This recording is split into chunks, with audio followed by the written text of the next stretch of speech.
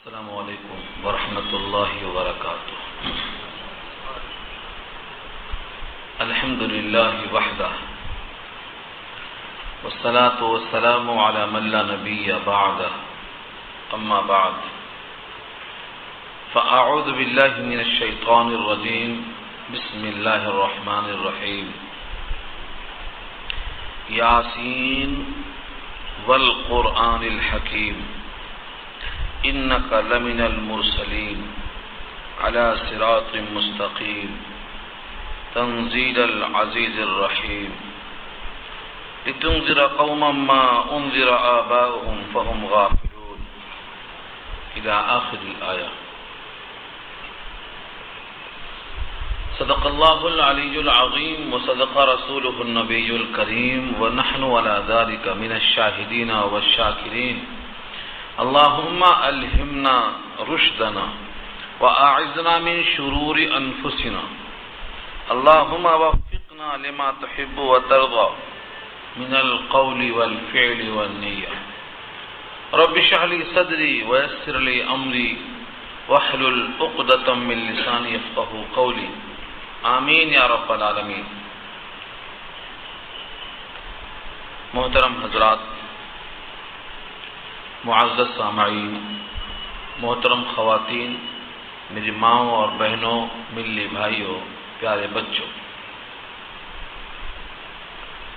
آج کی گفتگو کا عنوان ہے سورہ یاسین۔ سورہ یاسین مکی صورتوں میں شامل ہے۔ اس صورت میں کل 5 رکوع ہیں اور 83 آیتوں پر مشتمل ہے۔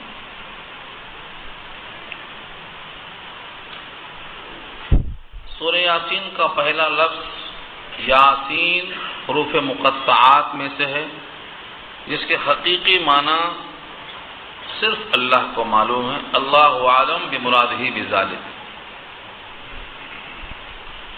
اسی حروف مقطعات کی وجہ سے بہت سی صورتوں کے نام رکھے گئے ہیں۔ اس صورت کا بھی نام سورہ یاسین اسی لفظ یاسین کی مناسبت سے رکھا گیا ہے۔ یاسین کا لفظ حبشی زبان میں اے انسان کے معنی میں ہے۔ حبشی زبان میں یاسین کا ترجمہ اے انسان۔ بعض لوگوں نے کہا ہے کہ یاسین کہہ کر اے انسان مراد دیا ہے۔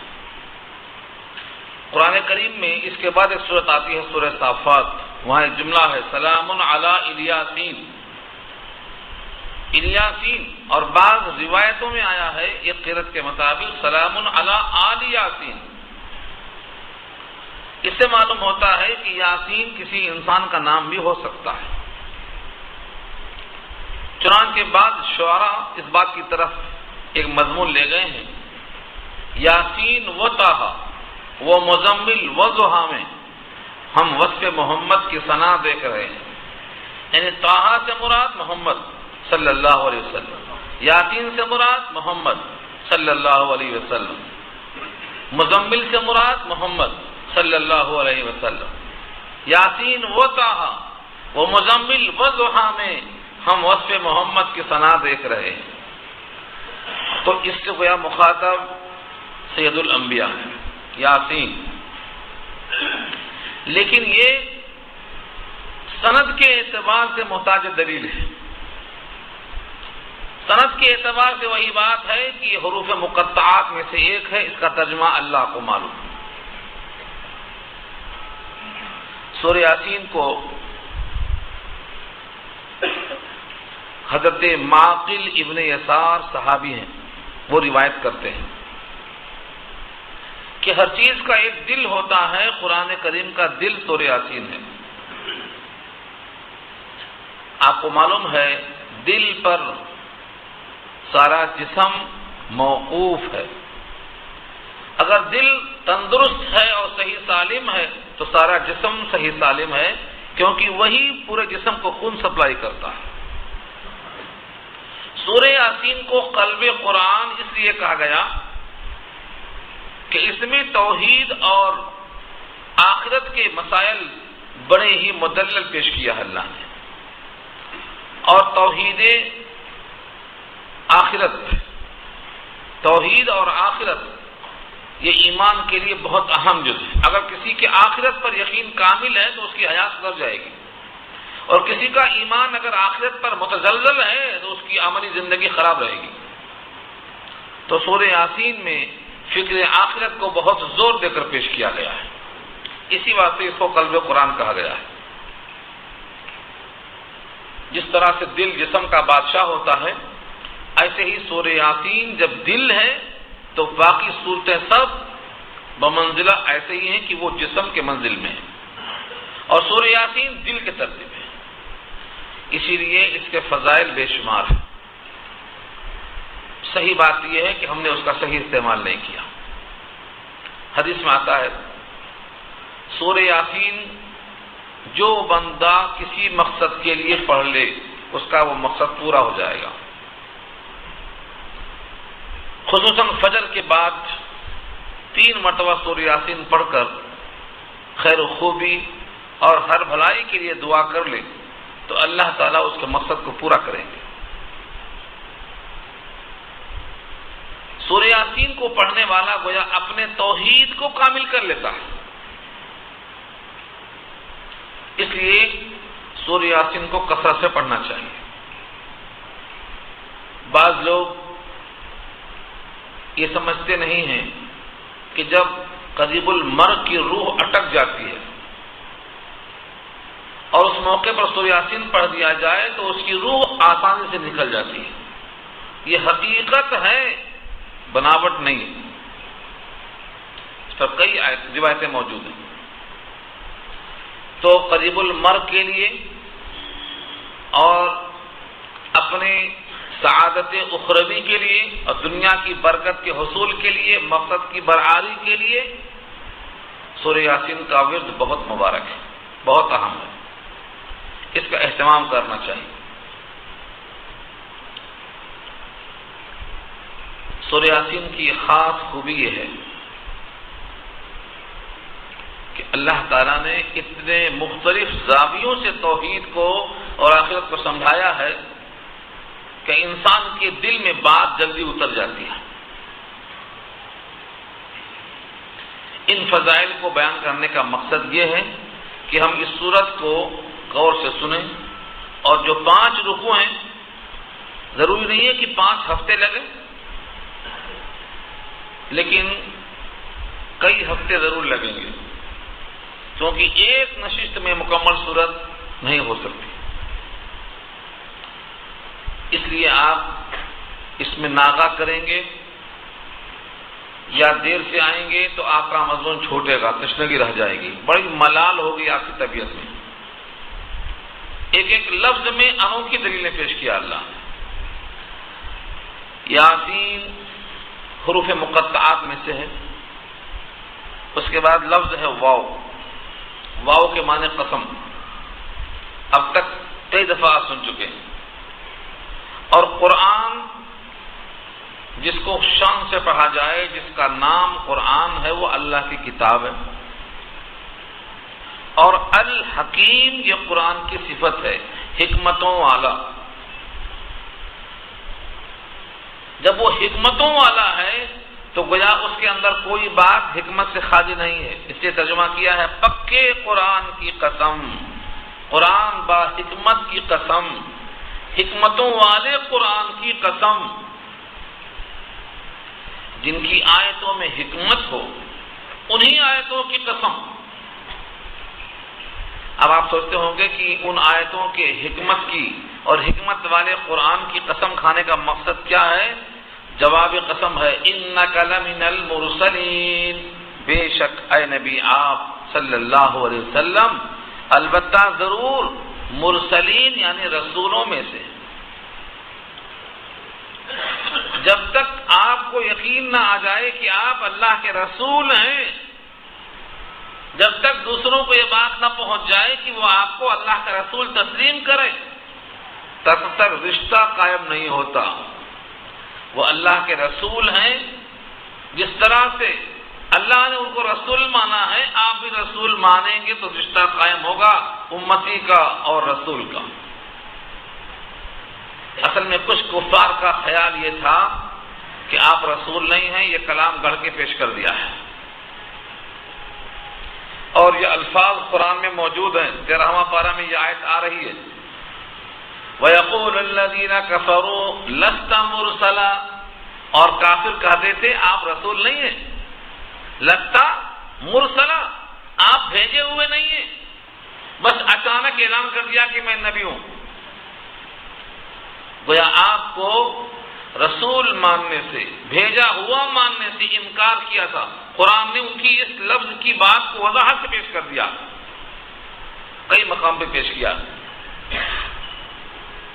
اب اللہ کی طرف سے ان کی تردید کرنا مقصود ہے کہ بے شک آپ رسولوں میں سے ہیں، اور ان کا یہ کہنا غلط ہے، اور یہ ہماری بات صرف دعویٰ نہیں ہے، اس کی دلیل یہ ہے کہ آپ کی زبان سے جو کلام نکلتا ہے یہ پورا کلام حکمتوں سے بھرا ہے۔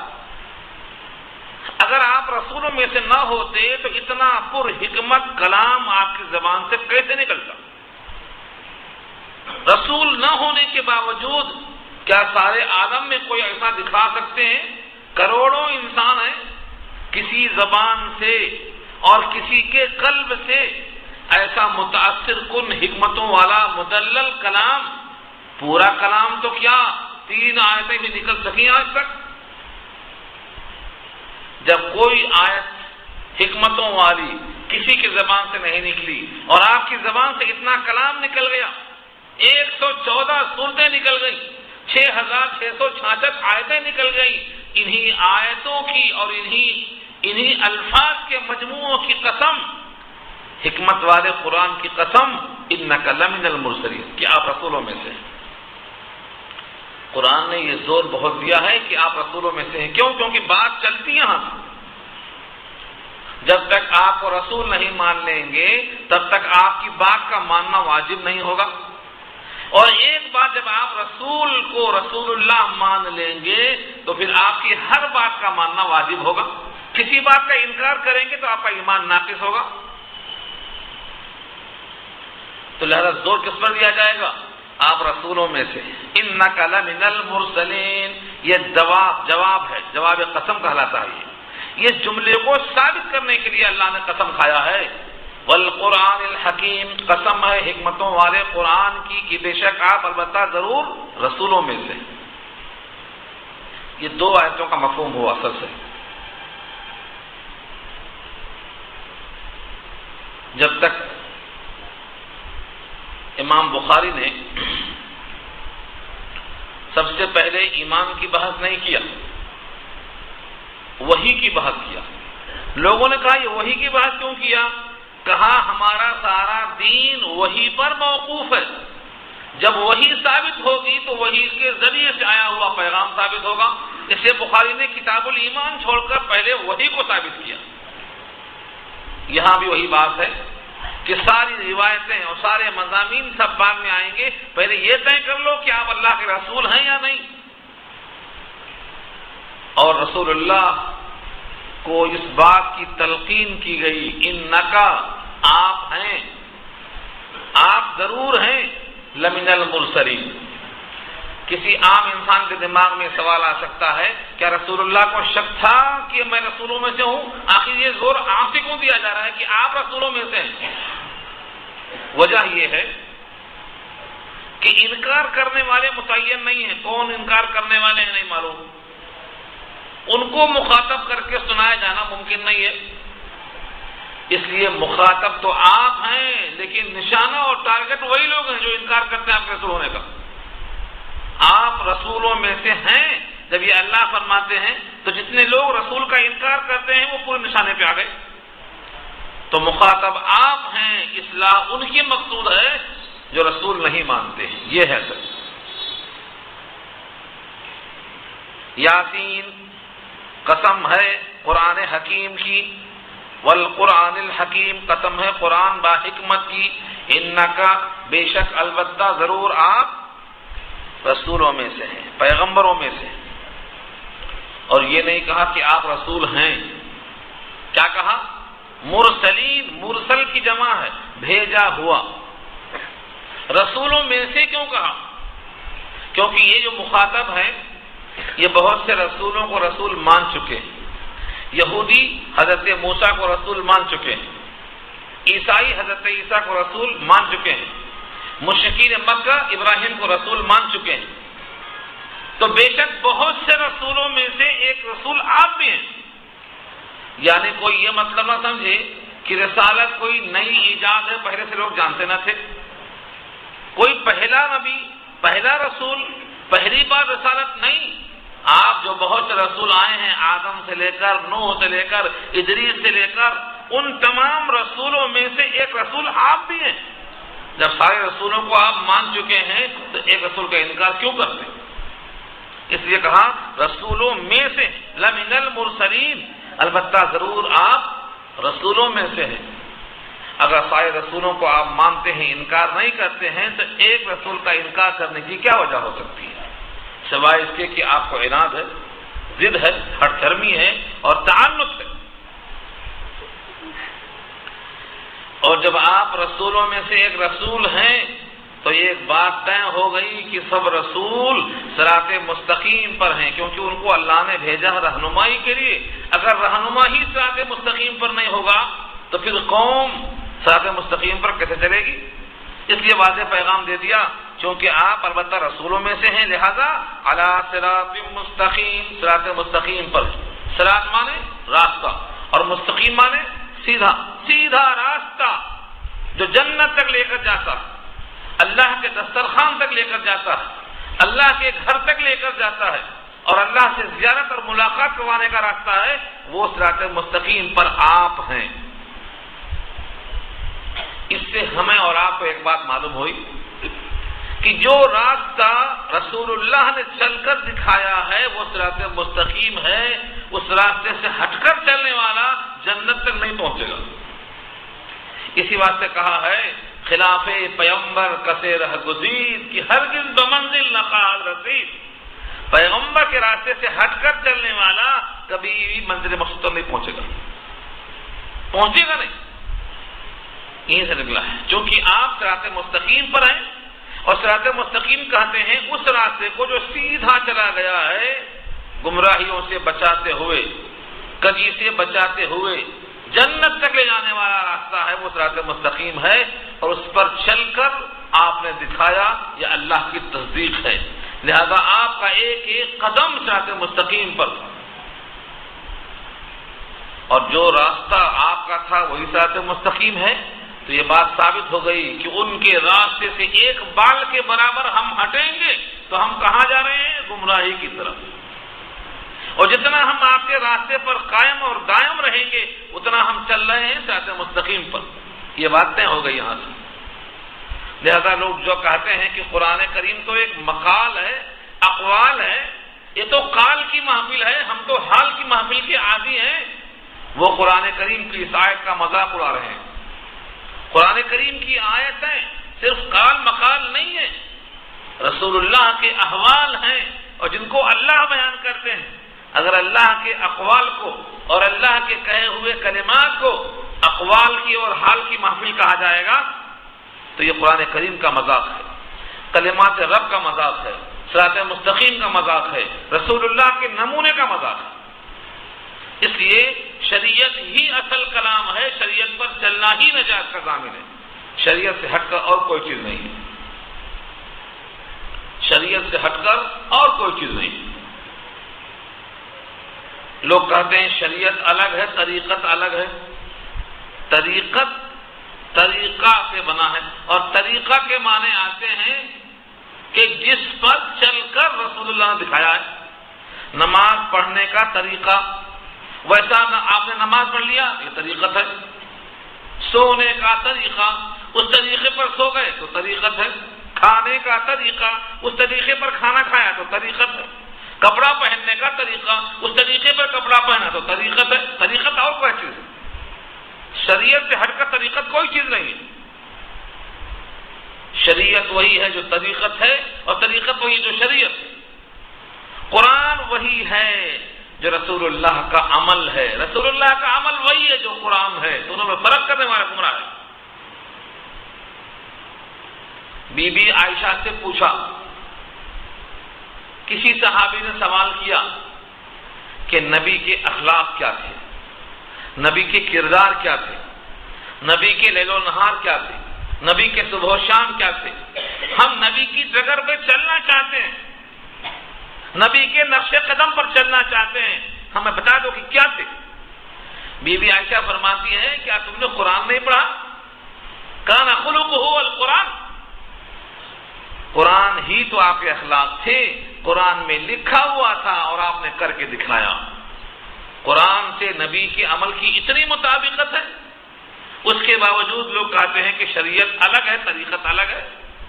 جو قرآن ہے وہی نبی کا عمل ہے، جو نبی کا عمل ہے وہی قرآن ہے، اور ان دونوں کا مجموعہ شریعت ہے. اسی کا نام طریقت ہے. قرآن میں اللہ نے خود کہا ہے، شرع لکم من الدین ما وصی بہ نوح، ہم نے وہی دین مشروع کیا ہے تمہارے لیے جو نوح کو دیا تھا، جو ابراہیم کو دیا تھا، جو حضرت موسیٰ کو دیا تھا. ہم نے وہی دین مشروع کیا ہے آپ کے لیے، وہی صراط مستقیم ہے. تو صراط مستقیم پر رسول اللہ ہیں اور آپ رسول اللہ ہیں، اور یہ دلیل قرآن حکیم جو حکمت والا کلام ہے یہ اس کی دلیل ہے. اب تک دو باتیں ہمارے سمجھ میں آ گئی. نمبر ایک، قرآن با حکمت ہے، یہی دلیل ہے کہ جس زبان سے یہ نکلا ہے وہ اللہ کا رسول ہے، منتخبہ ہے، اور چونکہ وہ اسی کے مطابق چلتے ہیں لہذا آپ کا طریقہ صراط مستقیم ہے. اس کے بعد اللہ نے اس پر ایک ردہ اور رکھا، تنزیل العزیز الرحیم، اتارا ہوا ہے اس غالب کا جو رحم والا ہے.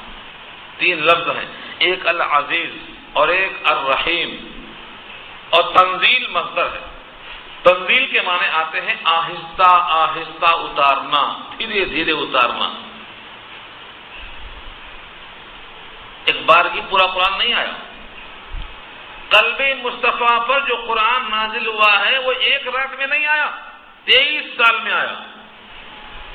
جب نبی صلی اللہ علیہ وسلم کی عمر شریف 40 سال کی ہوئی تو شروع ہوا، اور جب آپ کی عمر شریف 63 سال کی ہوئی تو بند ہوا. کل زمانہ نبوت کتنا ہے؟ 23 سال. نبوت سے پہلے 40 سال، زمانہ نبوت 23 سال، جس میں سے مکہ میں 13 سال اور مکہ مدینے میں 10 سال. تو اس طرح تھوڑا تھوڑا اتارنے کو تنزیل کہا جاتا ہے. کبھی ایک آیت، کبھی 2 آیت، کبھی 1 سورت، کبھی 2 سورت، جیسی ضرورت پیش آتی گئی اتارے گئے، تو اس کو تنزیل کہتے ہیں.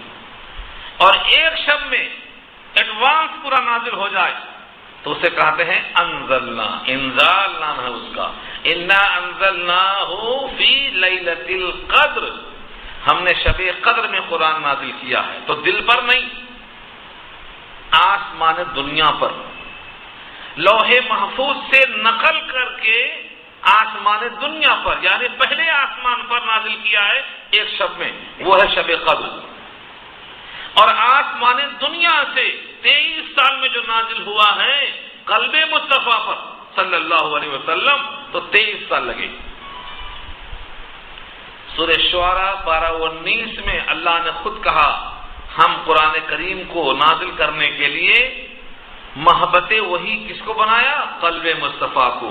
علی قلبک لتکون من المنذرین، ہم نے آپ کے دل پر نازل کیا تاکہ اس قرآن کے ذریعے سے آپ ڈرانے والے بن جائیں. منذرین کہا، منذرین ڈرانے والے، جو اس کلام پاک کو نہیں مانیں گے ان کے لیے جہنم کی وعید سنانے والے.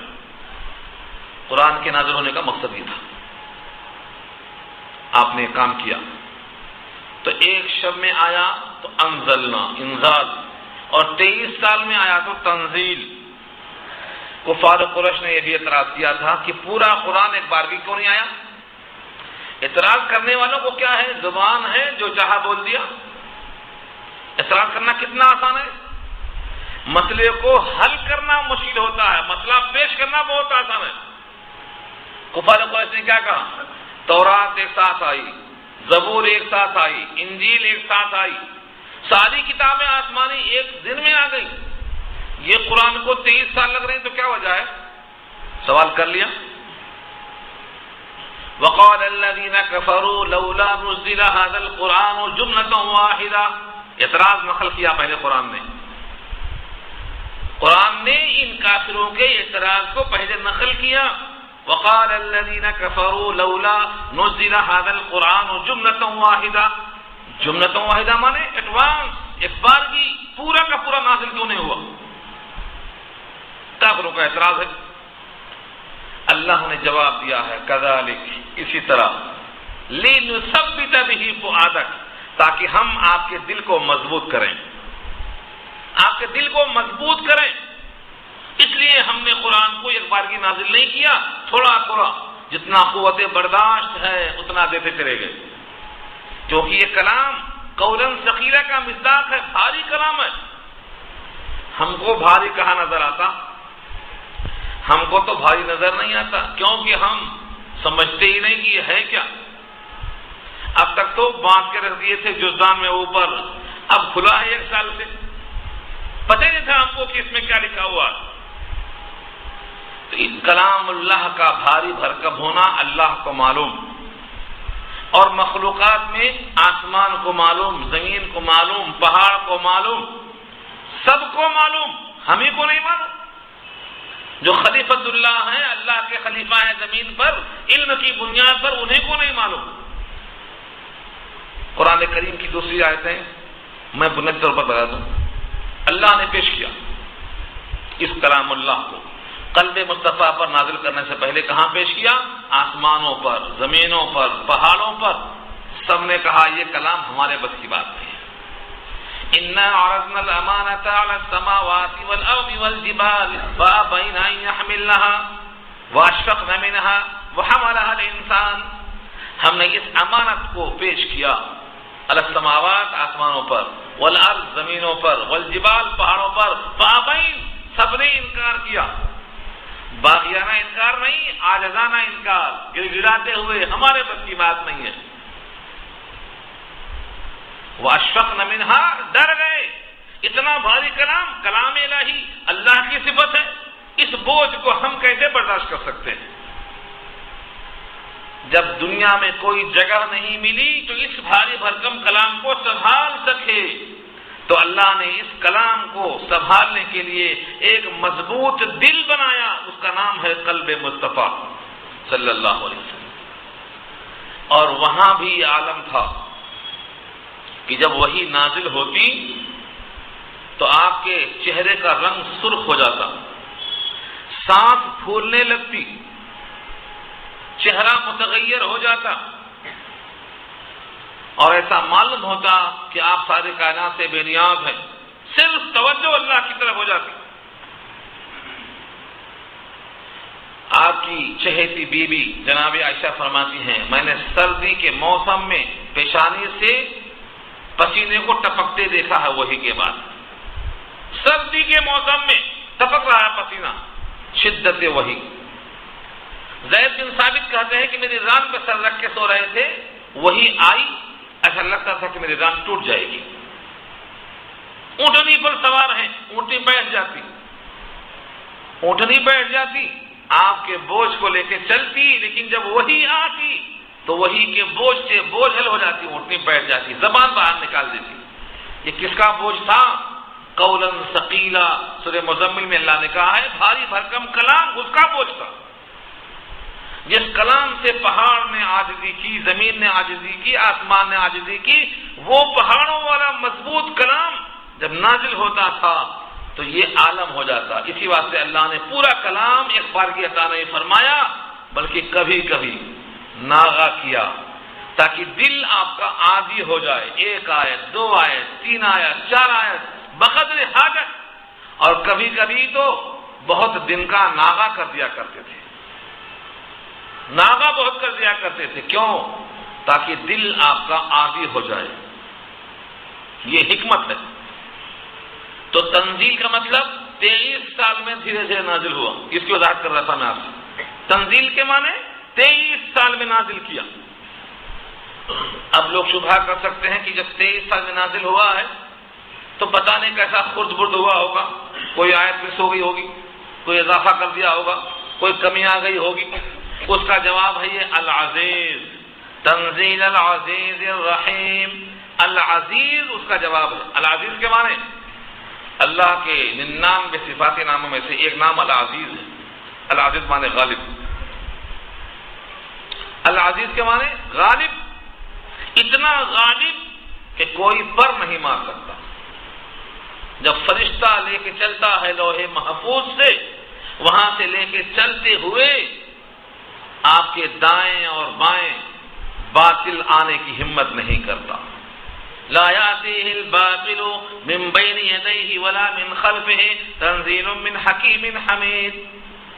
حامیم السجدہ کی آیت میں اللہ فرماتے ہیں کہ جب آتا ہے فرشتہ کلام کو لے کر نبی کے پاس تو راستے میں دائیں بائیں آگے پیچھے ایسا سخت پہرا ہوتا ہے کہ کسی کی مجال نہیں کہ بھٹک سکے۔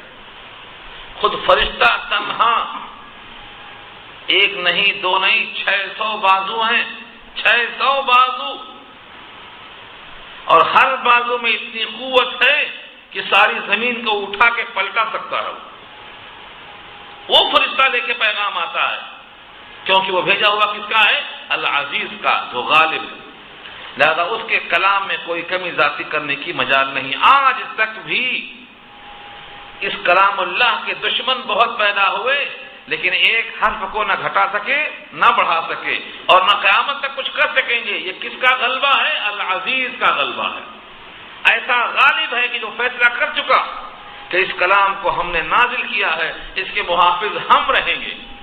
جس کو دنیا والے بے وقار سمجھیں گے، ٹوپی پھٹی ہے، کرتا خراب ہے اور چپل بھی ٹوٹی ہوئی ہے، اس کے سینے میں ہم اتار کے محفوظ کرنا جانتے ہیں۔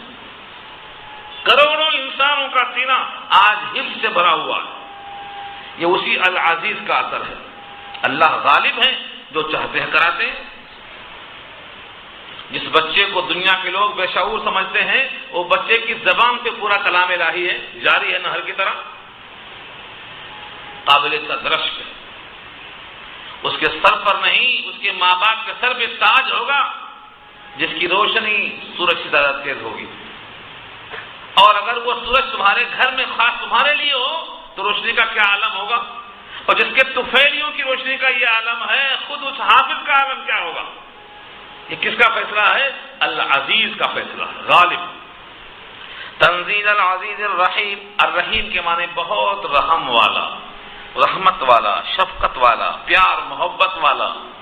ورنہ انسان جو حقیر قطرے سے بنا ہے، اس کے لیے اتنا مضبوط انتظام کرنے کی ضرورت کیا تھی کہ 7 زمین بنایا، 7 آسمان بنایا، سورج چاند بنائے، ان کی خاطر فرشتے بنائے، ان کی خاطر نبی بنائے، ان کی خاطر کلام اللہ کو نازل کیا، ان کو جہنم سے بچانے کے لیے اتنے انتظامات کیے۔ کیوں؟ صفت رحیم کا تقاضا ہے۔ اب آپ اپنے ابا سے پوچھ لو، میرے ابا جان آپ نے میرے واسطے اتنا انتظام کیوں کیا؟ کھانے کے لیے کھانا، پہننے کے لیے کپڑا، نوکر چاکر، سونے کے لیے گرمی میں پنکھے، یہ سب میرے واسطے کیوں کیے؟ تو ابا جان کیا بولیں گے؟ بیٹے تیری محبت سے مجبور ہوں۔ اور کیا کہیں گے؟ کچھ اور کہیں گے؟ بہت کم باپ ہوں گے جو کہیں گے میاں بڑھاپے میں تیرے سے مجھے لینا ہے واپس۔ کون دیتا ہے بڑھاپے میں واپس؟ آج تو لوگ ملنا ہی چھوڑ دیتے۔ بچہ یہ محبت نہیں جانتا۔ بچہ اگر 10 مرتبہ پوچھ لے ابا جان یہ کوا ہے نا درخت پہ بیٹھا ہے، کوا اس کا نام کیا ہے؟ تو کہے گا کوا بیٹا۔ پھر پوچھتا ہے اس کا نام کیا ہے؟ پھر کوا بولتا۔ 10 بار اگر بولتا ہے پوچھتا ہے تو باپ کو 10 بار بھی بتانے میں خوشی ہوتی ہے، بیٹا بات کر رہا ہے میرے سے۔ لیکن جب بڑھاپے میں یہ باپ پوچھتا ہے بیٹے کھانا کھائے نہیں کھائے؟ کھائے۔ بیٹا کھانا کھا لیے؟ ارے بولا نا کھانا کھا لیے، پھر کیوں پوچھتے بار بار؟ ایک بار سنتا دوسری بار جھڑکی شروع کر دیتا، پلٹ گیا پاسا۔ تو بڑھاپے میں کوئی کام میں نہیں آ رہا، حالانکہ آنا چاہیے، آنا چاہیے۔ تو صفت رحیم کو میں سمجھا رہا تھا، جب کسی سے رحم اور کسی سے پیار و محبت ہو جاتی ہے تو میں یہ کیوں کرتا ہوں آدمی بتا نہیں سکتا۔ یہ سارے انتظامات رب کریم اس لیے کرتے ہیں کہ ان کی صفت میں رحیم ہے، وہ بندوں سے پیار کرتے ہیں۔ اور کتنا پیار کرتے ہیں، اگر بندوں کو معلوم ہو جائے تو بندے دیوانے ہو جائیں، دیوانے جن کو ہم مجذوب کہتے ہیں۔ مجذوب کوئی چپکے نہیں ہو جاتا۔ مجذوب کب بنتا ہے؟ جب اس کو معلوم ہو جاتا ہے کہ میرا رب مجھے بہت چاہتا ہے اور میں اس کے چاہنے میں کوتاہی کر رہا ہوں، تب جا کے مجذوب بن جاتا ہے۔ مجذوب بننا آسان نہیں۔ جس دن آپ کو صفت رحیم کا پتہ چل جائے گا آپ بھی مجذوب بن جائیں گے۔ صفت رحیم ہم نے وضاحت کی تھی، مگر کچھ لوگ نئے ہیں، پھر سن لو وہ حدیث۔ اللہ تعالیٰ اپنے بندوں سے کتنا پیار کرتا ہے، کتنی محبت کرتا ہے۔ ایک خاتون اپنے گود میں بچہ لے کے کھانا پکا رہی تھی، چولہے میں کھانا پک رہا ہے، اس کی شعائیں اپنے بچے کو جھلسا رہی ہیں تو پیچھے ہٹ جا رہی ہیں، اور کھانا پکانے کی فکر ہے تو پھر آگ کو تیز کر رہی ہیں۔ کھانا پکنا بھی ضروری ہے اور اس کی جھلسانے والی گرم ہوا سے بچے کو بچانا بھی ضروری ہے۔ اسی کشمکش میں تھی وہ۔ نبی صلی اللہ علیہ وسلم نماز پڑھ کے باہر تشریف لائے۔ وہ خاتون نے پوچھا کہ اے اللہ کے نبی صلی اللہ علیہ وسلم، کیا کوئی عورت اپنے بچے کو آگ میں ڈال سکتی ہے؟ کیا کوئی عورت اپنے بچے کو آگ میں ڈال سکتی ہے؟ فرمایا نہیں۔ کیوں؟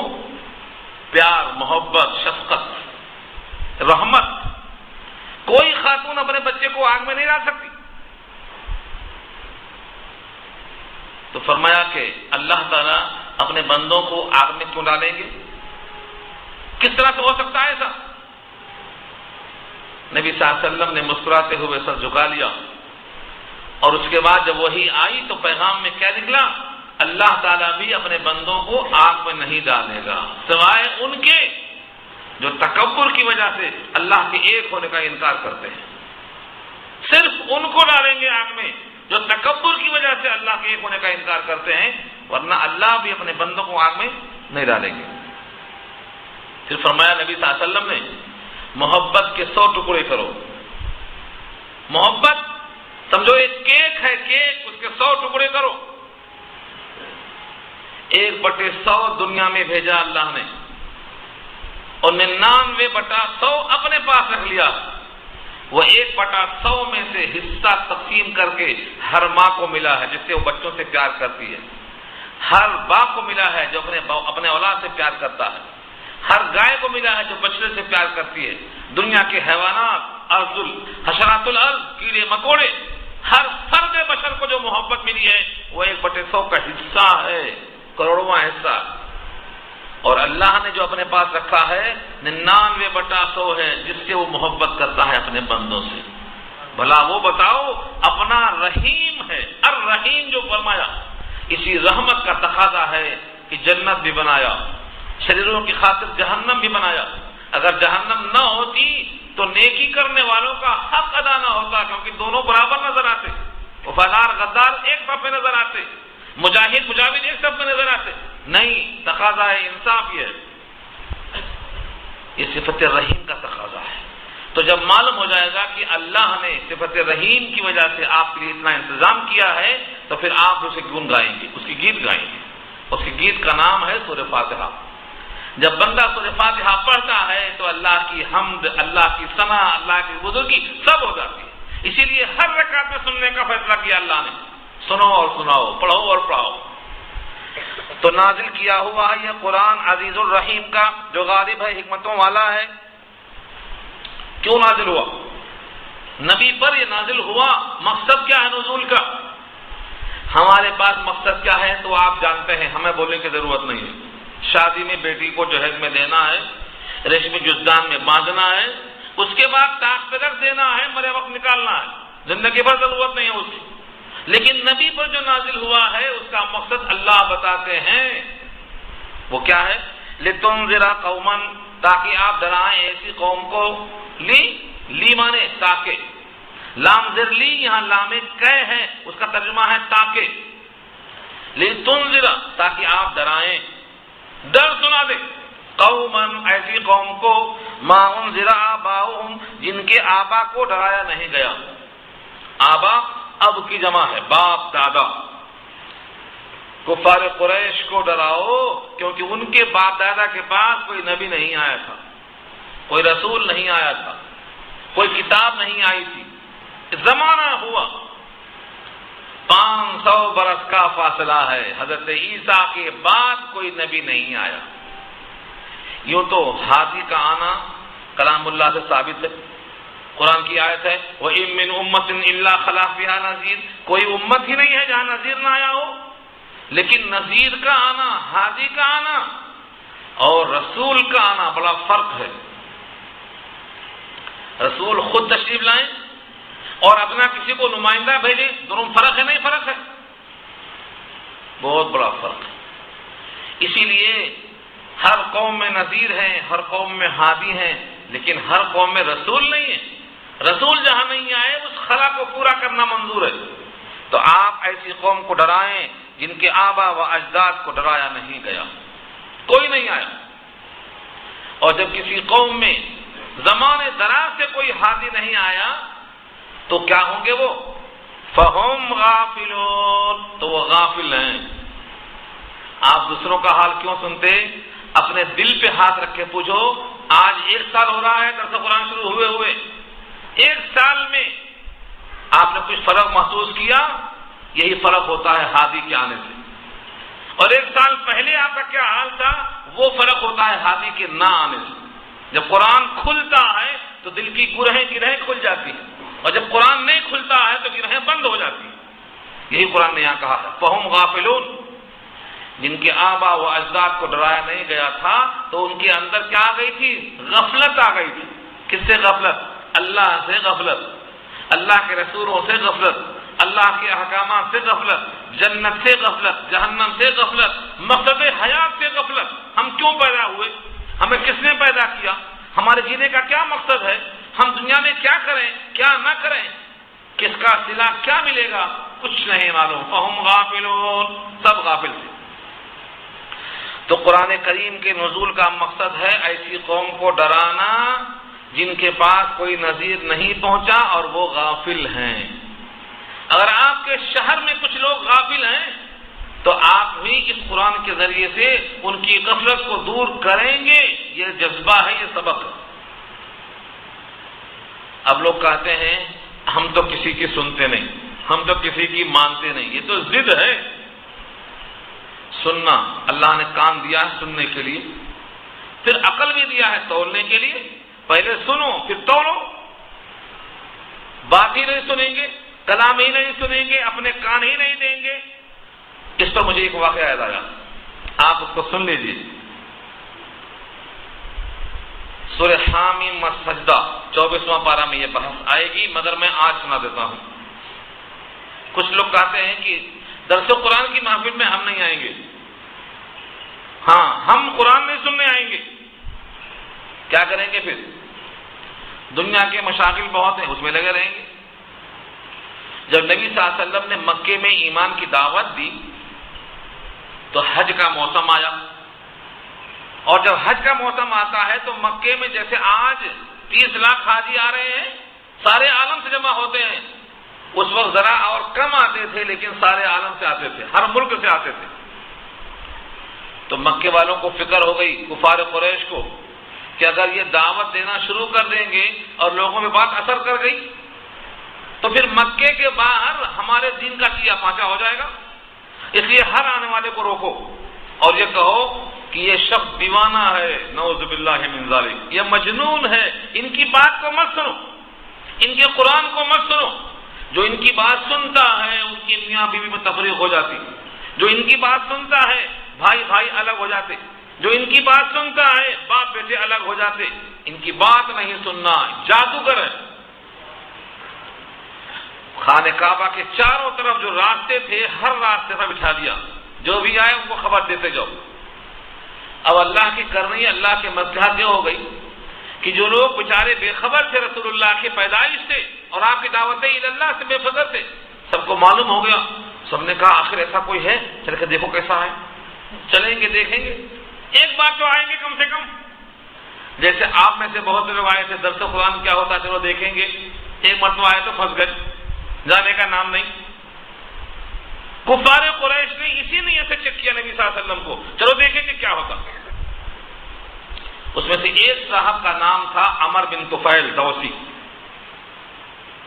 یہ صاحب آئے، ان سے بھی کہا گیا تھا کہ دیکھو ان سے آنکھ نہیں ملانا، ان کی بات نہیں سننا، ورنہ ایسا اور ویسا ہو جائے گا۔ جیسے وہ بیت اللہ میں داخل ہوئے طواف کرنے کے ارادے سے، پہلی نگاہ جب پڑی تو دیکھا وہاں ایک شخص بیٹھا ہوا ہے اور چہرہ بہت نورانی ہے۔ ان کے دل میں خیال ہو نہ ہو یہ وہی شخص ہے جن سے مجھے روکا گیا ہے۔ اب وہ شکل دل میں آ گئی، اور رسول اللہ کی شکل کے بارے میں شاید آپ کو نہیں معلوم ہوگا، 2 میل کی مسافت سے دشمن پہ روک پڑتا تھا۔ وہ ایک نگاہ بھی کام کر گئی، چہرہ دل میں اتر گیا۔ اب طواف کر رہے ہیں، دل میں وہی خیال آ رہا ہے کہ چہرہ تو اچھا ہے، نورانی شخص ہے، ان سے بات کیوں نہ کریں۔ پھر دل میں خیال آیا کہ ہم اتنے بزدل ہیں، یہ بھی جوان ہم بھی جوان، یہ بھی عرب ہم بھی عرب، ان کو عربی آتی ہم کو عربی آتی، ان کو شعر آتا ہم کو شعر آتا، ان کو مضمون سنانا آتا ہم کو بھی سمجھنا آتا، مقابلہ کریں گے، ایسی بھی کیا بزدلی کی بات ہے۔ یہ دل میں داعیہ پیدا ہوا۔ جب اللہ تعالیٰ کسی کی ہدایت کا فیصلہ کرتے ہیں تو دل میں ایسے خیال پیدا کر دیتے ہیں، چلو دیکھیں گے، ہم بھی تو مرد ہیں آخر، کوئی بزدل تو نہیں ہے۔ چنانچہ عمر بن طفیل دوسی نے طواف کرتے کرتے یہ سوچا، خیال پکایا۔ جب طواف ختم ہو گیا تو آ کر بیٹھتے ہیں سامنے اور کہتے ہیں سنا ہے آپ نے کچھ کلام نیا پیش کیا ہے مکے والوں کے سامنے؟ آپ نے کہا سنو، اعوذ باللہ من الشیطان الرجیم، بسم اللہ الرحمن الرحیم، حامیم، شروع کیا سورہ حامیم اللہ۔ نبی کی زبان، بیت اللہ مقام اور اس آدمی کے اندر کی طرف اور اللہ کا فیصلہ، سورہ حامیم مسلہ پارہ 24 کی شروع کی آیتیں پڑھتے پڑھتے پڑھتے جب آپ نبی پہنچے ہیں، فَإِنْ أَعْرَضُوا فَقُلْ أَنذَرْتُكُمْ صَاعِقَةً مِثْلَ صَاعِقَةِ عَادٍ وَثَمُودَ۔ میں تم کو وارننگ دیتا ہوں، اگر تم نے اس قرآن سے اعراض کیا تو جو صاعقہ، جو کڑکدار بجلی گری تھی سمود پر، عاد پر، تم پر بھی گرنے والی ہے۔ جب یہ جملہ آیا نبی کی زبان پر تو عمر بن طفیل نے اپنا ہاتھ منہ پر رکھ دیا، کہا حسبو، بس کرو بس کرو۔ یہ جملہ آخری جملہ تھا جو کہ کان میں پہنچا۔ دیکھا تو ان کے چہرے پر آنکھوں سے آنسو جاری ہیں اور کفر پگھل کر نکل چکا تھا، کفر پگھل کر نکل چکا تھا، اور ان آیتوں نے اپنا کام کر دیا۔ انہوں نے کہا واللہ یہ کلام اللہ کا کلام ہے، انسانی کلام میں یہ لطافت نہیں آ سکتی۔ آپ کے ہاتھ پر اسی محفل میں اسلام قبول کیا اور کہا مجھے حکم دیجئے میں کیا کروں۔ اپنے ساری قوم کو، چونکہ یہ سردار تھے، اپنے ساری قوم کو کھینچ کے لے آئے۔ اس واقعے کو میں سنانا چاہتا ہوں اس لیے آپ کو، لِتُنذِرَ قَوْمًا مَّا أُنذِرَ آبَاؤُهُمْ فَهُمْ غَافِلُونَ۔ لوگ غافل تھے، جب قرآن نے ان کو اپنا رنگ دکھایا تو اسلام میں آتے چلے گئے۔ آپ بھی خدا کے واسطے قرآن کو سنو، قرآن کو سناؤ، جو قرآن سے غافل ہیں ان کو کھینچ کے لانے کی کوشش کرو۔ یہ میرا کوئی کمال نہیں ہے، ان آیتوں میں اللہ نے یہ قوت رکھی ہے۔ یہ تو کلمہ گو ہیں، ایمان والے ہیں، رسول اللہ سے محبت کرنے والے ہیں، ان کے دل میں آخرت ہے۔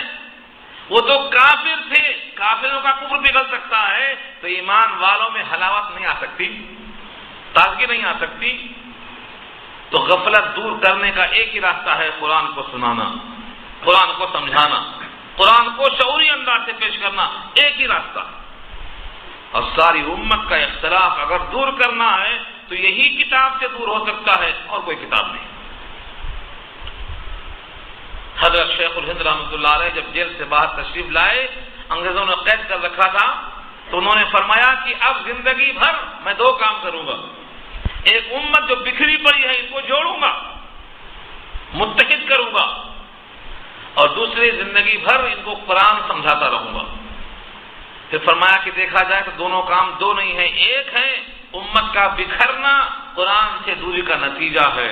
جس دن امت قرآن سے قریب آ جائے گی خود بخود متحد ہو جائے گی، کیونکہ ان کے جینے کا مقصد جنت ہو جائے گی، ان کی ذاتی مفاد کی خوبیاں ختم ہو جائیں گی۔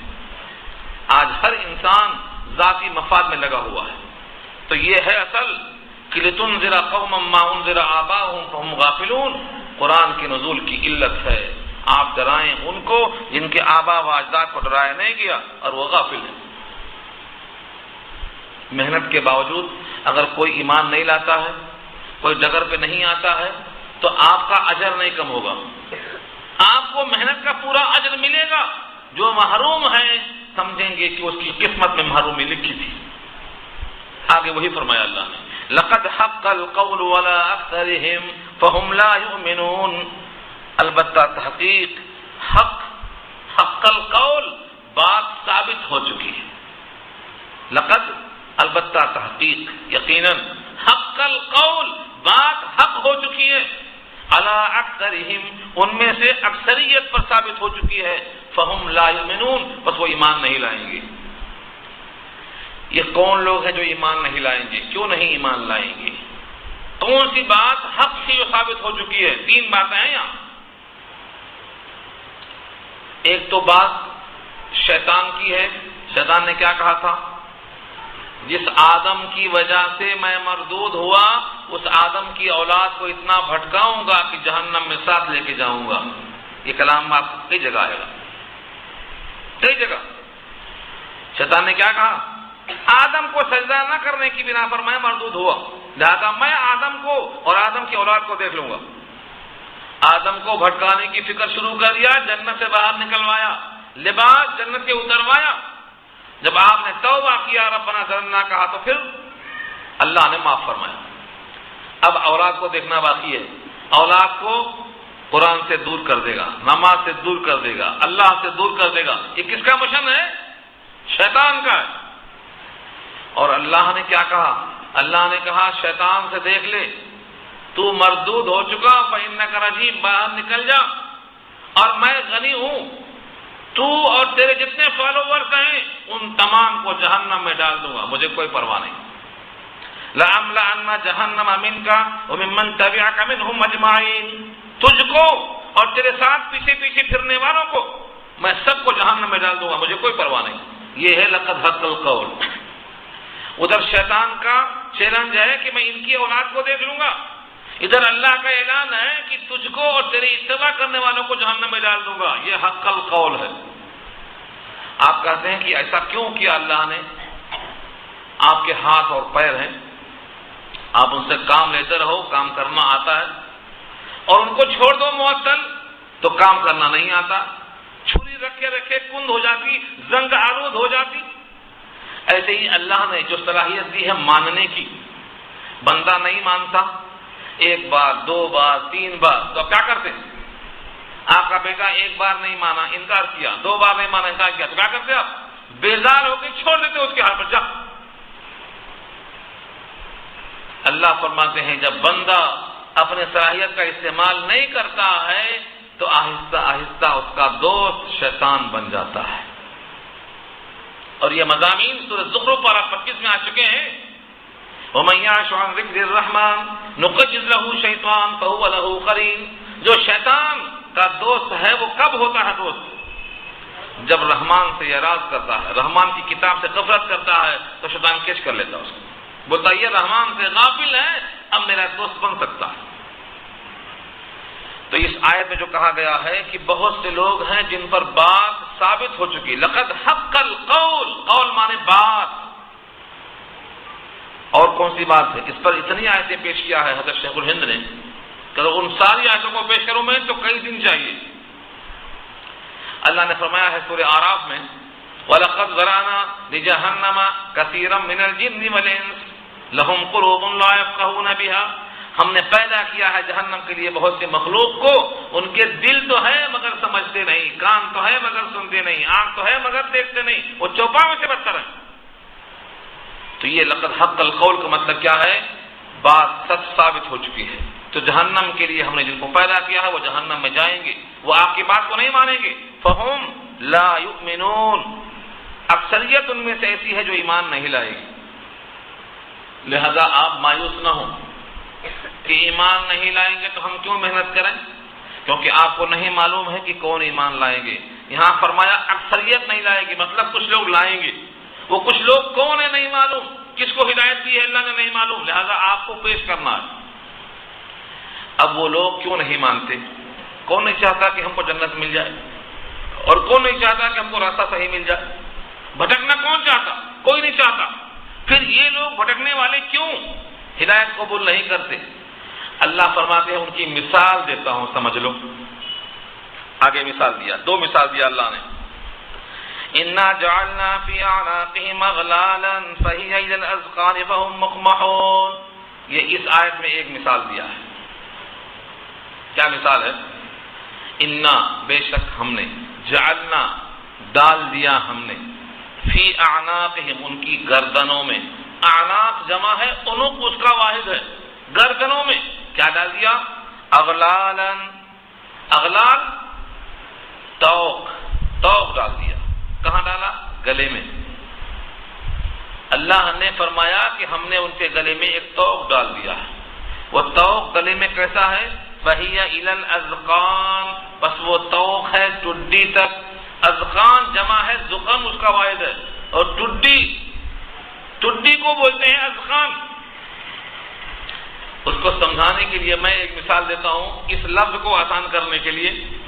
کبھی کسی کی گردن میں درد ہوتا ہے، چکر آتی ہے، تو ایک پٹا آتا ہے، وہ پٹا ڈالتے ہیں گلے میں. وہ پٹا نرم ہوتا ہے تو گردن آگے پیچھے نیچے اونچے ہوتی ہے.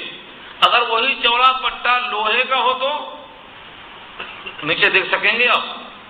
اپنا جسم دیکھ سکیں گے آپ؟ نہیں دیکھ سکیں گے. بس یوں سمجھ لو کہ وہ جو توق ہے، اغلال ہے، وہ ٹڈی تک آ گیا، اذقان تک آ گیا. اس کی جو کگر ہے چوڑی ہے، لوہے کی ہے. اب جب نیچے دیکھنا چاہتا ہے تو گلے میں اٹک جاتی ہے. اپنے جسم کو دیکھنے پر وہ قادر نہیں ہے. اپنے جسم کو جب دیکھے گا تو اپنے جسم کی اصلاح کرے گا؟ اس کو نظر ہی نہ تھا. یوں سمجھ لو کہ گلے میں ہم نے اس کے توق ڈال دی ہے اور وہ توق ٹڈی میں آ کے اٹک گئی ہے. فَهُمْ مُقْمَحُونَ، بس وہ لوگ مقمحون کے معنی آتے ہیں جن کا چہرہ اوپر کی طرف اٹھ جائے، الجھ جانا. یہ ہے مقمحون کا ترجمہ. مقمحون کے معنی اس توق کی وجہ سے، ٹڈی میں پھنس جانے سے ان کا چہرہ اوپر چلا گیا، نیچے نہیں مڑ رہا. اب مجھے بتاؤ، ایسا انسان اپنے جسم کو دیکھ سکتا ہے؟ اس میں اشارہ یہ ہے کہ انسان کے جسم میں اللہ نے اپنی قدرت کے نمونے رکھے ہیں، مگر وہ انسان اتنا غافل ہے کہ اپنے جسم پہ غور نہیں کر پا رہا ہے کہ میں کھاتا ہوں، ایک منہ سے نکلتا ہے، دو راستے سے. کون ہے وہ اندر صاف کرنے والا؟ پھر جسم میں جتنا حاجت ہے اتنی طاقت کی انرجی کو جسم کے واسطے روک لیا، اور جو فاضل فضلہ تھا اس کو نکال کے پھینک دیا. وہ فیصلہ کرنے والا اندر کون ہے؟ نہیں سوچ سکا، کیونکہ جسم پر نگاہ پڑتی ہی نہیں، اپنے بارے میں غور کر ہی نہیں سکتا. مجھے کیسے بنایا گیا، کس نے بنایا، کہاں بنایا، کیوں بنایا، کس چیز سے بنایا، کس مقصد کے لیے بنایا، کب تک کے لیے بنایا، کچھ نہیں معلوم. میں کہاں سے آیا، کہاں جاؤں گا، نہیں معلوم. اس لیے وہ انسان غور و فکر کرنے پر قادر نہیں. یہ ایک مثال دیا ہے ان غافل انسانوں کی. لفظوں کو پھر دیکھیں. اِنَّا جَعَلْنَا فِي أَعْنَاقِهِمْ أَغْلَالًا، بے شک ہم نے بنایا ہے ان کی گردنوں میں توق. فَهِيَ إِلَى الْأَذْقَانِ، تو وہ ٹڈیوں تک پڑ گئے. فَهُمْ مُقْمَحُونَ، سو ان کے چہرے اوپر کی طرف اُلل رہے ہیں، یعنی اوپر کی طرف اٹھ رہے ہیں. ایک مثال تو یہ ہو گئی. ایک اور مثال، وَجَعَلْنَا مِن بَيْنِ أَيْدِيهِمْ سَدًّا وَمِنْ خَلْفِهِمْ سَدًّا فَأَغْشَيْنَاهُمْ فَهُمْ لَا يُبْصِرُونَ، اور ہم نے بنایا ان کے سامنے ایک دیوار، ایک آڑ. سد کے معنی آتے ہیں دونوں گھروں کے بیچ میں ایک ایسی دیوار قائم کر دو کہ دونوں الگ ہو جائیں، ادھر کا ادھر نہیں، ادھر کا ادھر نہیں. جیسے ہم نے کہا تھا سورہ کہف کے بحث میں، سد سکندری، سکندر نے ایک دیوار بنایا تھا دونوں پہاڑوں کے بیچ میں، اس کا نام کیا ہے؟ سد سکندری. تو سد کے معنی آڑ اور دیوار کیا آتے ہیں. ہم نے بنایا دیوار. کہاں بنایا دیوار؟ سامنے. وَجَعَلْنَا من بین ایدیہم، بین کے معنی بٹوین، درمیان، اور ایدی یہ تم کی جمع ہے، دونوں ہاتھوں کے درمیان، بین ایدیہم ان کے ہاتھوں کے درمیان، یعنی سامنے ایک دیوار بنایا، ومن خلفہم سدا، خلف معنی پیچھے، اور ایک دیوار کہاں گئی؟ پیچھے گئی، فاغشیناہم تو ہم نے ان کو ڈھانپ لیا، دیواروں میں محصور کر دیا، فہم لا یبصرون اب وہ دیکھ نہیں سکتے۔ گویا دو قسم کی پہچان ہوتی ہے، ایک اپنے ذات میں اور ایک آفاق میں، سارے عالم میں۔ اپنے کو نہیں دیکھ سکتا ہے، گلے میں طوق ہے، اور عالم میں غور نہیں کر سکتا کہ اطراف دیوار ہے، آگے نظر نہیں آتا، پیچھے نظر نہیں آتا۔ دو جگہ پر اللہ کی قدرت کو نظر آنے کا موقع دیا ہے، ایک اپنی ذات میں غور کرو اور ایک آفاق میں غور کر لو۔ اللہ نے کہا سنریہم آیاتنا فی الآفاق وفی انفسہم، 12:25 کی آیت ہے سورہ حامیم السجدہ کی، سنریہم آیاتنا فی الآفاق، آفاق مانے سارا عالم، وفی انفسہم اور ان کی ذات میں۔ تو پہلی مثال میں کیا دیا؟ اپنے ذات نہیں دیکھ سکتا، اور دوسری مثال میں کیا دیا؟ آفاق پہ نظر نہیں ڈال سکتا، لہذا اس بندے کو نظر نہیں آتا، اس لیے وہ ایمان لانے پر قادر نہیں ہے، مجبور ہے۔ یہ مجبوری اللہ کی طرف سے ہے نہیں، اس نے خود کو ناکارہ بنا لیا۔ جب پیدا کیا تھا تو اسلام پر تھا، غلط صحبت میں مسلسل انکار و بغاوت نے ان کو کھوکھلا کر دیا، اب ان کے اندر جو ماننے کی صلاحیت تھی وہ ختم ہو گئی، اب نہیں مان سکتے۔ اس آیت کو اگر کوئی شخص پڑھتا ہے دشمن سے بچنے کے لیے تو بہت ہی پر اثر آیت ہے۔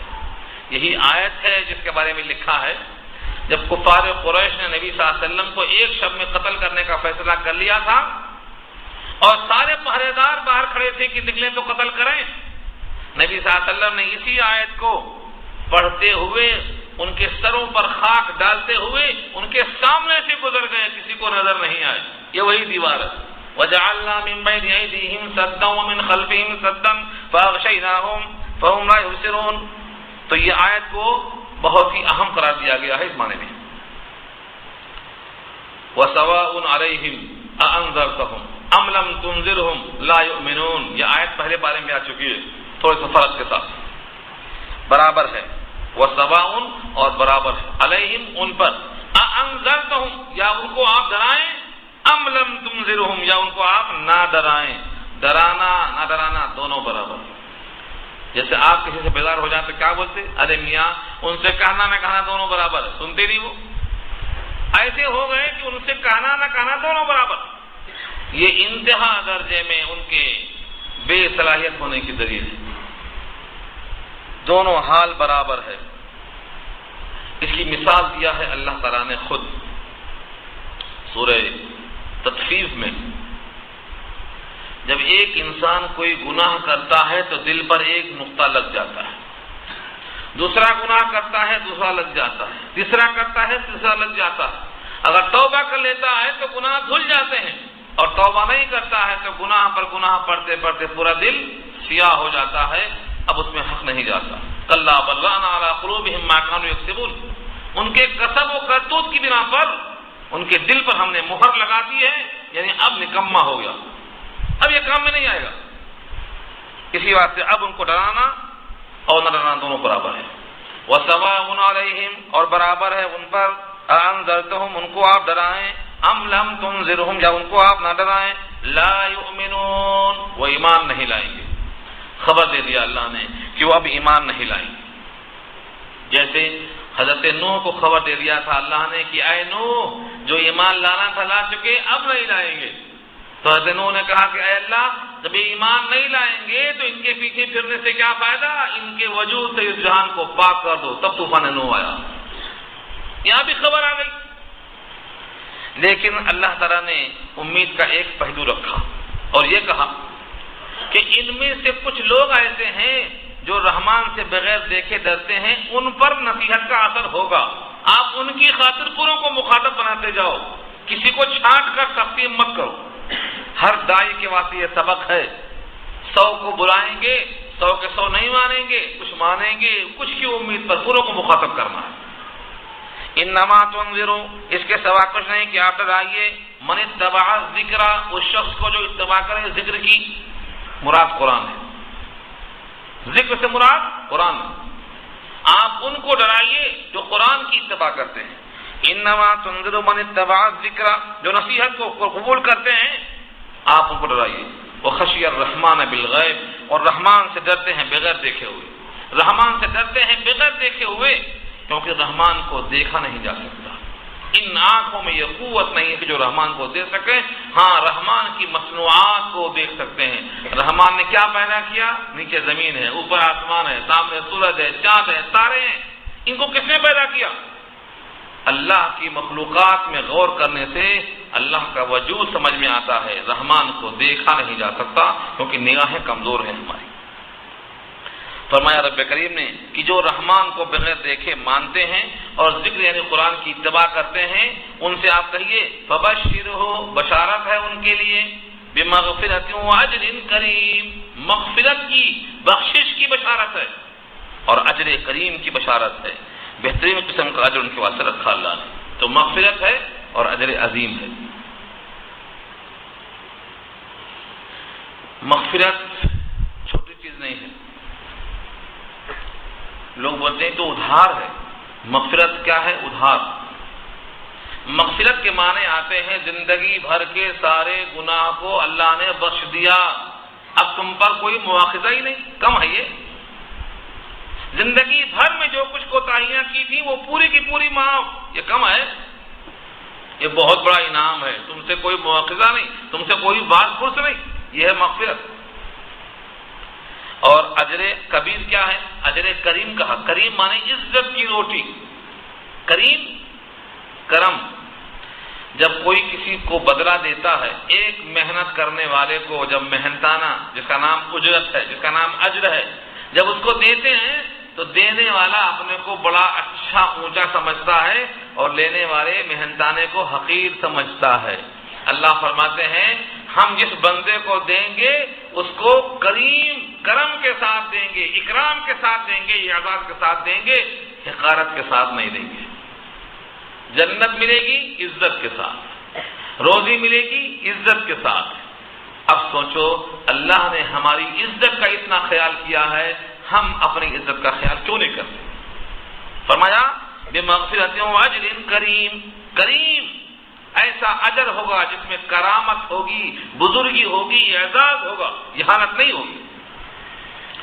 دنیا کا کوئی دینے والا نہیں ہے جو دے اور عزت ہو، کیونکہ حدیث میں آتا ہے السؤال ذل، سوال کرنا ذلت ہے، لیکن جب اللہ سے کوئی بندہ مانگتا ہے تو ذلت نہیں، رفعت ہے، بلندی ہے۔ تم مجھ سے مانگو، تمہاری نگاہوں میں تمہارا جو مقام ہے میں اس کو اونچا کر دوں گا، اور جب عطا کروں گا تو بڑی عزت کے ساتھ دوں گا۔ عزت کے ساتھ دینا صرف اللہ کی شان ہے۔ انا نحن نحيي الموتى ونكتب ما قدموا وآثارهم وكل شيء احصيناه في كتاب في امام مبين، یہ آخری آیت دبو کی ہے، بہت اہم مضمون ہے۔ انا، بے شک ہم نے، نحنو ہم ہی ہیں، یہ نحنو کا ترجمہ وہی ہے جو انا کا ترجمہ ہے، تاکید کے واسطے ڈبل لایا گیا ہے۔ انا نحنو، بے شک ہم ہی ہیں، یعنی اس میں کوئی شبہ نہیں ہے، اس میں کوئی شریک اور دخیل اور سہیم نہیں ہے، ہم ہی ہیں۔ کیا کرتے ہیں؟ نحیی الموتى، مردوں کو زندہ کرتے ہیں۔ کوئی اور ہے؟ سارے عالم میں پھر کے پوچھ لو، کوئی اور ہے جو مردوں کو زندہ کرتا ہے؟ کوئی نہیں ہے، ہم ہی ہیں۔ اس ہی کی تاکید کے واسطے انا کے ساتھ نحنو اضافہ کیا رب کریم نے۔ انا نحن نحیی الموتى، بے شک ہم ہی ہیں جو مردوں کو زندہ کرتے ہیں اور کریں گے، آج بھی اور آئندہ بھی۔ بطور معجزہ کے دنیا میں زندہ کیے، کتنے جگہ زندہ کیے آپ کو پتا بھی نہیں ہے، قرآن میں ذکر موجود ہے۔ پوری بستی کو زندہ کیے پھر سے۔ او کالذی مر علی قریۃ وہی خاویۃ علی عروشها، یہ آیت کے تحت دیکھ لو، ہزاروں کو زندہ کیا اللہ نے اسی دنیا میں، اور مرنے کے بعد سب کو زندہ کریں گے۔ کون زندہ کرنے والے؟ ہم ہی، یعنی اللہ۔ وَنَكْتُبُ، اور ہم نوٹ کیے لیتے ہیں، نکتبو کتب یکتبو لکھنا، نکتبو ہم نوٹ کیے لیتے ہیں، یعنی ہمارے حکم سے فرشتے لکھتے ہیں۔ کیا لکھتے ہیں؟ ما قدموا جو لوگوں نے آگے بھیجا، وآثارہم اور جو پیچھے چھوڑا، ہم دونوں لکھتے ہیں۔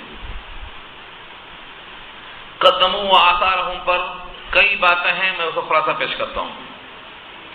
قدمہ مقدم، آگے، جیسے آپ مدینہ جانے والے ہیں، وہاں پہلے آپ نے فلائٹ بک کر دیا، پیسہ بھیج دیا، کمرہ آپ کے واسطے ریزرو ہو گیا، یہ کیا ہے؟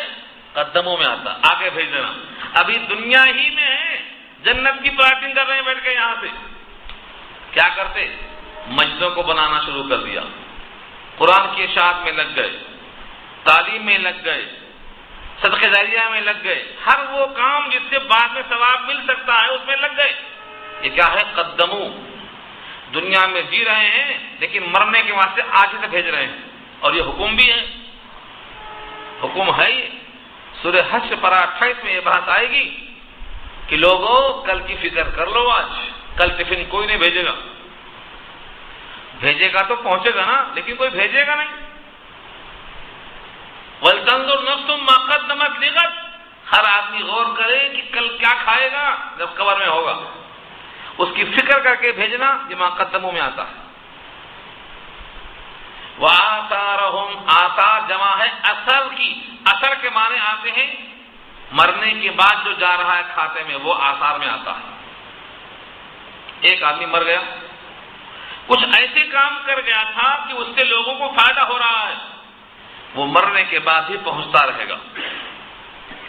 حدیث میں صاف الفاظ ہیں، اذا مات الانسان، جب انسان مر جاتا ہے، انقطع عنہ عملہ، اس کے عمل منقطع ہو جاتے ہیں، الا من ثلاث، مگر 3 عمل منقطع نہیں ہوتے، صدقۃ جاریۃ، صدقہ جاریہ، او علم ينتفع به، یا علم چھوڑا جس سے لوگ فائدہ اٹھا رہے ہیں، او ولد صالح يدعو له، یا نیک اولاد چھوڑا جو دعا کر رہی ہے، یہ تینوں جاری ہیں، یہ سب آثار میں آتے ہیں۔ ایک واقعہ یاد آیا مجھے، نبی صلی اللہ علیہ وسلم کے پاس کچھ صحابہ آئے مدینے میں، کچھ صحابہ مدینے میں آئے اور کہنے لگے کہ ہمیں مسجد بہت دور پڑتی ہے، مسجد بہت دور پڑتی ہے، ہم چاہتے ہیں کہ اپنے گھروں کو بیچ دیں، ان گھروں کو چھوڑ دیں، اور جہاں مسجد نبوی ہے وہاں قریب میں گھر بنا لیں۔ جیسے آپ لوگ کہتے ہیں مسجد ریان بہت دور پڑتی ہے، درس قرآن وہی رکھ دو ہمارے گھر کے قریب، آنا پڑتا، تکلیف ہوتی، وقت لگتا، ایک ایک روپیہ آپ کا صدقہ جاریہ بنتا، یاد کر لو اس حدیث کو۔ کیا کہا نبی صلی اللہ علیہ وسلم نے ان صحابہ سے؟ غالباً وہ بنی سلمہ کے لوگ تھے۔ کہا مدینہ اجڑ جائے یہ مجھے پسند نہیں، تم جہاں سے اجڑیں گے تو تم نہیں اجڑیں گے، مدینہ اجڑے گا، اور میں مدینے کے حق میں دعا کرتا ہوں، اجڑتا ہوا دیکھ نہیں سکتا، تم جہاں ہو وہیں رہو۔ ہاں تمہاری مشقت کا جب تم کو اجر معلوم ہوگا کہ تمہارے ایک ایک نشانات قدم پر ایک گناہ مٹتے ہیں، ایک درجے بلند ہوتے ہیں، ایک نیکی لکھی جاتی ہے، تم جو زمین پر پاؤں رکھتے ہو وہ آثار ہیں، یہاں لایا اسی واسطے میں، آثار ہیں، ایک ایک پیر پر جو نشان پڑتا ہے یہ تمہارے آثار قدم کو اللہ لکھتے ہیں۔ ہر قدم پر ایک نیکی ملتی ہے، ایک گناہ مٹتا ہے، ایک درجہ بلند ہوتا ہے۔ جتنا دور سے آؤ گے، اب تو دور سے آؤ گے نا، ہاں جتنا دور سے آؤ گے اللہ کی خاطر ایک ایک قدم پر نشانات ملیں گے۔ یہ میری رائے نہیں ہے، نبی صلی اللہ علیہ وسلم نے فرمایا ہے، بخاری میں دیکھ لیجیے۔ تو نکتبو ہم نوٹ کیے لیتے ہیں، ما قدمو جو انہوں نے آگے بھیجا، وہ آثارہم جو انہوں نے پیچھے چھوڑا، وکل شیء احصینا اور ہر چیز کو ہم نے احاطہ کر رکھا ہے، گن رکھا ہے، وکل شیء ہر شے، ہر چیز، احصیناہ ہم نے اسے شمار کر رکھا ہے، کہاں پر؟ فی امام مبین، امام کے معنی یہاں پر جڑ کے آتے ہیں، مراد ہے یہاں پر ایک مضبوط کتاب، امام مبین، مبین معنی کھلی ہوئی، اور امام کے معنی جڑ، ساری کتابوں کی جڑ کیا ہے؟ لوح محفوظ ہے، وہاں ہم نے لکھ رکھا ہے۔ یہ کلام اللہ بھی وہیں سے نکلا، جتنی کتابیں لکھی گئی اسی کلام اللہ سے نکلی، وہ کتاب اصل ہے۔ تو انہوں نے وہاں لکھ رکھا ہے کیا؟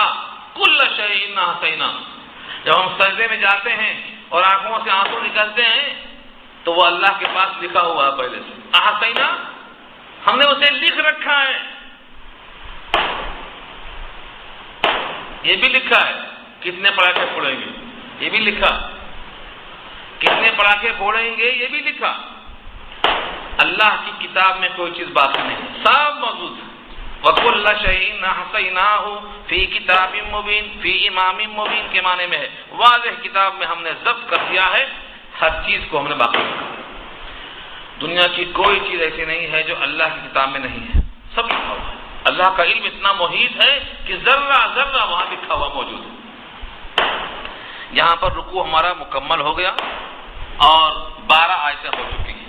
اب یہاں سے مسلسل 2 رکوع میں ایک بہترین واقعہ اللہ بیان کرتے ہیں، اصحاب القریہ، گاؤں والوں کا قصہ۔ وہ گاؤں والوں کا قصہ اس واسطے سنایا گیا ہے کہ اس میں بہت سی عبرتیں ہیں۔ انشاءاللہ اس سے گفتگو آئندہ ہو۔